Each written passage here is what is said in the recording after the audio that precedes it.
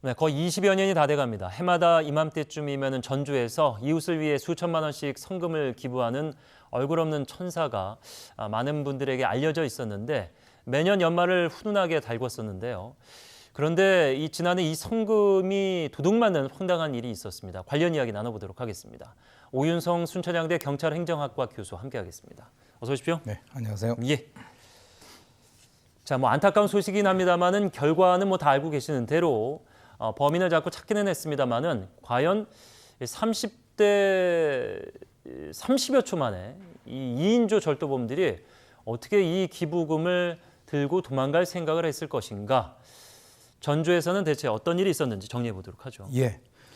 매년 성탄절 전후에 기부를 해가지고 얼굴 없는 천사로 알려진 분이 계시죠. 예. 이번에도 이제 그분이 똑같이 이렇게 기부를 하시려고 했는데 따뜻한 온기를 전해주던 이 미담에 찬물을 끼얹는 사건이 발생했습니다. 지난달 30일 오전 10시에 노성동 주민센터 이 전주인데요. 그쪽에 이제 성금 상자를 놔뒀다라고 하는 전화가 이제 어김없이 왔습니다. 예. 그런데 이제 나중에 주민센터 직원이 바깥에 이제 알려준 장소가 천사공원의 희망 주는 나무 밑이라고 하는데 거기 가 보니까 없었다는 거죠. 그래서 나중에 이제 CCTV를 확인해 보고 또 이제 놔준 얼굴 없는 천사하고도 4번에 걸쳐서 통화를 했는데 결국 없어져서 CCTV를 확인을 해 보니까 저분이 놔두고 한 30초 만에 한 명이 그것을 들고 차를 타고 황급히 사라지는 그 모습을 발견을 했습니다. 그래서 이제 며칠 전부터 이 근처를 배회하던 이 차량에 대해서 좀 눈여겨 지켜보던 주민이 차 번호를 제보를 해가지고 이 지금 고등학교 선후배로 알려져 있는 2인조 절도범을 결국 체포를 했는데요. 훔쳐갔던 성금 6천만 원 정도는 한 푼도 지금 손실 없이 그대로 회수한 것이 상당히 다행스럽습니다. 예.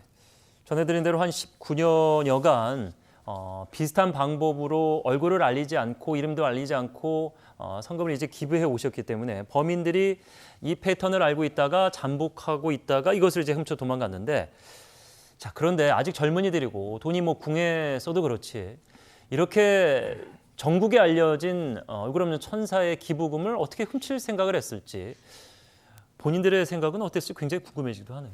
글쎄요, 이제 사람에 따라서는 똑같은 현상을 본다 하더라도 바라보는 시각에 따라 가지고 전혀 다른 생각을 할 수 있다라고 하는 것을 우리가 이제 느낄 수 있는데요. 예. 이 두 범인은 그동안에 유튜브 등을 통해 가지고 사실 언론을 통해서도 이 얼굴 없는 천사 관련 보도가 많이 이제 있었었는데 예. 그것을 바라보고 이제 이 사람들이 아마 컴퓨터 관련되는 수리 업체를 하고 있었던 것 같아요. 그래서 그것이 좀 어렵다. 그래가지고 이번에 그 돈을 좀 이렇게 훔쳐서 자기들이 한번 사업을 확장해 보자 이런 발상을 한 것 같습니다.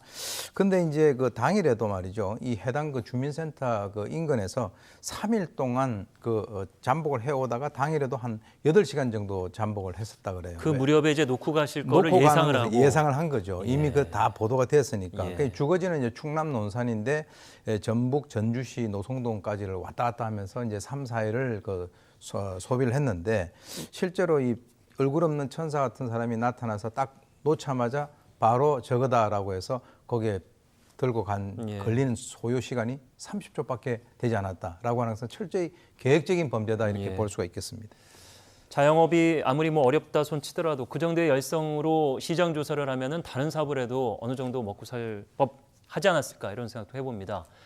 절도범을 검거하는데 앞서 이제 소개해 주신 대로 시민들의 제보가 결정적인 역할을 했는데 차량 번호를 제보한 시민 이 표창장도 받는다고 알려졌습니다.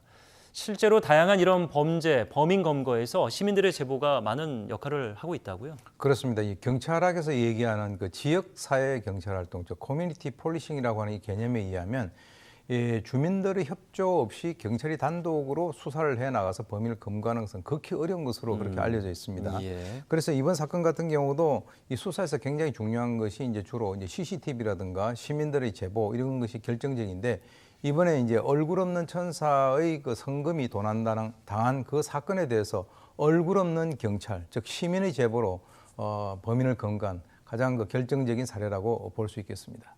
예.